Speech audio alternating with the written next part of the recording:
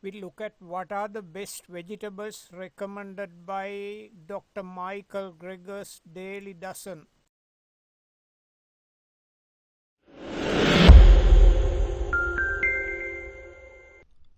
In my book, How Not to Die, I suggest we try to center our diets around whole plant foods.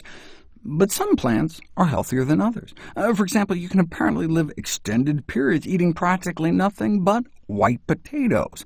That would, by definition, be a whole food plant-based diet, but not a very healthy one. All plant foods are not created equal. The more I researched over the years, the more I've come to realize that healthy foods are not necessarily interchangeable. Some foods and food groups have special nutrients not found in abundance elsewhere. For example, sulforaphane, the amazing liver enzyme detox-boosting compound, is derived nearly exclusively from cruciferous vegetables. You could eat tons of other kinds of greens and vegetables on a given day and get no appreciable sulforaphane if you didn't eat something cruciferous. It's the same with flax seeds and the anti-cancer lignan compounds. Flax may average 100 times more lignans than other foods. And mushrooms aren't even plants at all. They belong to an entirely different biological classification and may contain nutrients like ergothioneine, not made anywhere in the plant kingdom. So technically, maybe I should be referring to a whole food plant and fungus-based diet, but that just sounds kind of gross. It seems like every time I come home from the medical library buzzing with some exciting new data, my family rolls their eyes, sighs, and asks, "What can't we eat now?" Or they'll say, "Wait a second, why does everything seem to have parsley in it all of a sudden," or something. They're very tolerant. As the list of foods I try to fit into my daily diet grew, I made a checklist and had it up on a little dry erase board on the fridge, and we'd make a game out of ticking off the boxes. This evolved into my daily dozen, the checklist of all the things I try to fit into my daily routine. By beans, I mean legumes, which also include split peas, chickpeas, and lentils. While eating a bowl of pea soup or dipping carrots into hummus may not seem like eating beans, it certainly counts. We should try to get 3 servings a day. A serving is defined as a quarter of cup of hummus or bean dip, half cup of cooked beans, split peas, lentils, tofu or tempeh, or a full cup of fresh peas or sprouted lentils. Though peanuts are technically legumes, nutritionally I've grouped them in the nuts category, just as I would shunt green beans, snap peas, and string beans into the other vegetables category. A serving of berries is a half cup fresh or frozen, or quarter cup of dried. While biologically speaking, avocados, bananas, and even watermelons are technically berries, I'm using the colloquial term for any small edible fruit, which is why I include kumquats and grapes, and raisins, as well as fruits that are typically thought of as berries, but actually technically aren't, such as blackberries, cherries, mulberries, raspberries, and strawberries. For other fruits, a serving is a medium-sized fruit, a cup of cut-up fruit, or a quarter cup of dried fruit. Again, I'm using the colloquial rather than the botanical definition, so I place tomatoes in the other vegetables group.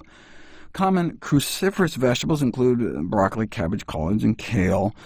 I recommend at least 1 serving a day, typically a half cup, and at least 2 additional servings of greens a day, cruciferous or otherwise. Serving sizes for other greens and vegetables are a cup for raw leafy vegetables, a half cup for other raw or cooked non-leafy vegetables, and a quarter cup for dried mushrooms.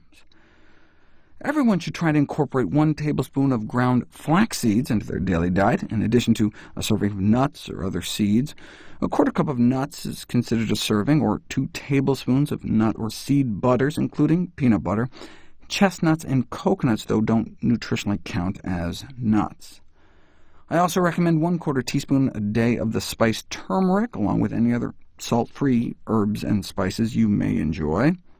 A serving of whole grains can be considered a half cup of hot cereals, such as oatmeal, cooked whole grains, or so-called pseudo-grains like amaranth, buckwheat, and quinoa, or a half cup of cooked pasta or corn kernels, a cup of ready-to-eat cold cereal, 1 tortilla or slice of bread, half a bagel or English muffin, or 3 cups of air-popped popcorn. The serving size in the beverage category is 1 glass, 12 ounces, and the recommended 5 glasses a day is in addition to the water you get naturally from the foods in your diet. I explain my rationale in my video, How Many Glasses of Water Should We Drink a Day? Finally, I advise one daily serving of exercise, which can be split up over the day. I recommend 90 minutes of moderate-intensity activity each day, such as brisk 4 miles per hour walking, or 40 minutes of vigorous activity, such as jogging or active sports, each day. I explain my reasoning for that in my video, How Much Should You Exercise?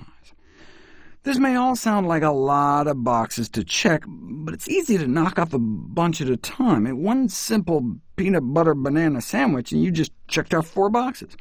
Or imagine sitting down to a big salad. 2 cups of spinach, a handful of arugula, a handful of walnuts, a half cup of chickpeas, a half cup of red bell pepper, and a small tomato.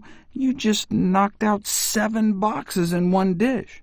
Sprinkle on your flax, add a handful of goji berries, and enjoy it with a glass of water and fruit for dessert, and you just wiped out nearly half your daily check boxes in a single meal.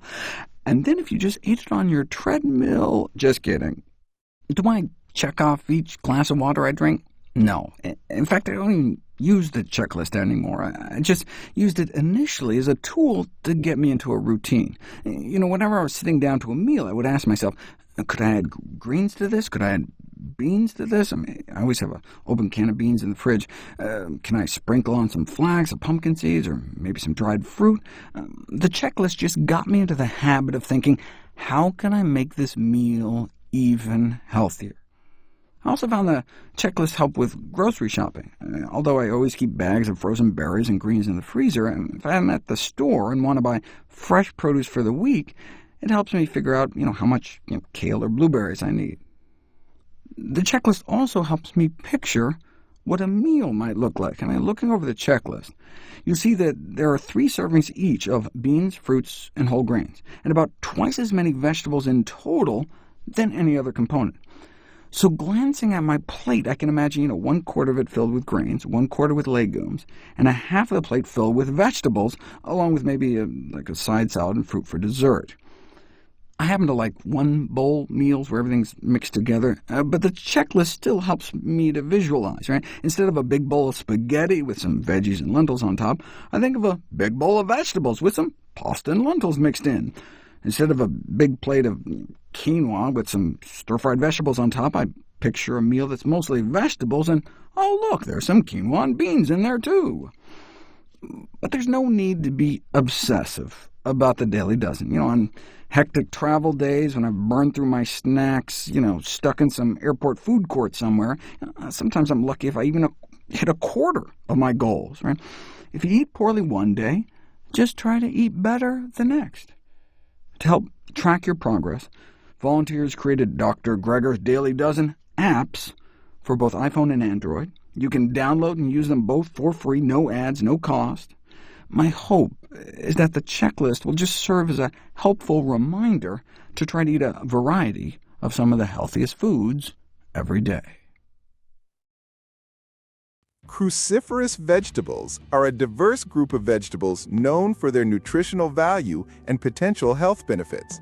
They belong to the Brassica genus and include familiar vegetables like broccoli, cauliflower, cabbage, kale, and Brussels sprouts. These vegetables are rich in vitamins, minerals, fiber, and unique compounds called glucosinolates, which are broken down into beneficial substances during digestion. What are cruciferous vegetables? Cruciferous vegetables are a diverse group of plants in the Brassica family. The term cruciferous is derived from the Latin word crucifere, meaning cross-bearing, as the flowers of some species have 4 petals that resemble a cross.